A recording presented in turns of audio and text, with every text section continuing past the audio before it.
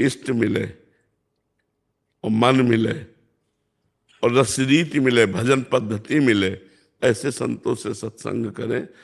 और जो स्वयं में साधक नहीं, तो उनसे वो बात ही नहीं निकलेगी जिससे भगवत प्राप्ति होनी। वो बातें सब केवल थोती होती, बातों से माया पर विजय प्राप्त नहीं की जा सकती। जो भगवान के मार्ग में चल रहे, खूब डट के भजन कर रहे हैं, उनके अनुभव की बातें सुननी चाहिए, ऐसी बातें नहीं सुननी चाहिए। कुछ बातें तो ऐसी होती कि बिना अनुभव वाले जब बोलते हैं तो वो बिल्कुल थोथी बातें होती हैं, और कुछ बातें जैसे अनुभव वाली बोलते हैं तो अब उनका भाव सखा भाव है, हमारा भाव गोपी भाव है, हमारा भाव सहचरी भाव है, हमारा भाव वात्सल्य भाव, तो अंतर पड़ेगा। हमें भाव भी देखना है। कुछ बातें ऐसे नहीं मिलती कि एक प्रसंग हो रहा है सांख्य योग का और एक प्रसंग हो रहा है भक्ति योग का, तो दोनों में कटाक्ष हो जाएगी। तो इसीलिए श्रोता को बड़ा प्रवीण होना चाहिए कि अपने काम की बात ले, अपने मार्ग की बात ले, बकाया सुन लिया सब भगवान की चर्चा है, जो बात हमारे गुरु से मिलती वो बात हमने लिया, और इसके बाद सब बात वहीं छोड़ दी और वो अपनी बात चल दी। किसी का विरोध नहीं, किसी से कोई मतलब नहीं।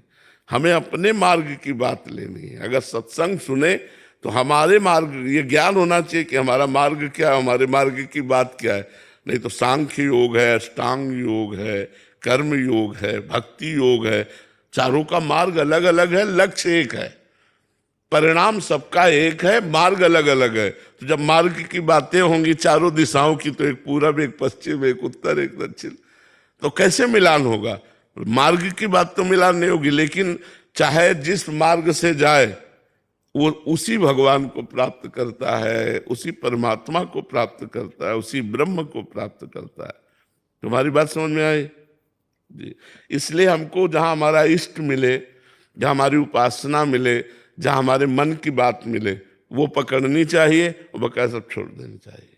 सत्संग हो रहा है, सबके लिए हो रहा है, हमारे लिए अकेले थोड़ी हो रहा है, तो हमको अपने मतलब की बात पकड़नी, बकाया छोड़ देनी। और विरोधाभास में देखना कि किस योग की चर्चा हो रही। अब जैसे वेदांत चर्चा एक महात्मा कर रहा है, वो कह रहा है मैं ही ब्रह्म हूं। अब वो जितनी बात करेगा सब काट देगा, केवल मैं की स्थापना करेगा। अब एक भक्त बात करेगा तो मैं को नष्ट करेगा, केवल आप ही आप हैं। अब कैसे मिलान होगा? एक दासोहम, एक सोहम, सोहमस्मि तीव्रत्य खंडा, वो भी मार्ग है, एक दास दासोहम, तो दोनों का मार्ग कैसे मिल सकता है? लेकिन परिणाम दोनों का एक ही है, उसी परमात्मा की प्राप्ति है। तो विवेकी होना चाहिए श्रोता कि मुझे क्या लेना है। ऐसा नहीं कि सब लेना है सब छोड़ देना है, नहीं, कुछ लेना है कुछ छोड़ देना है। बहुत विवेक से हमें सुनना चाहिए।